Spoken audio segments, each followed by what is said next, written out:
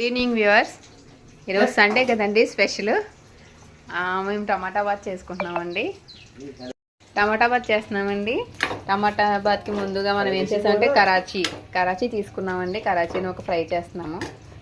తర్వాత దీంట్లో కొద్దిగా మనం కాజు ముందు ఫ్రై చేసుకున్నాము. కాజు ఫ్రై చేసుకొని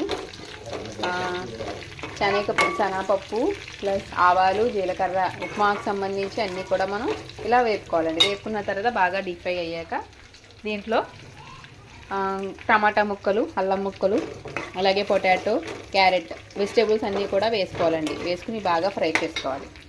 చూడండి ఫ్రెండ్స్, అది బాగా వేగాక మనము వాటర్ పోసుకోవాలండి. మనం తీసుకున్న ఎస్టిమేషన్ బట్టి మనం వాటర్ అనేది తీసుకోవాలి.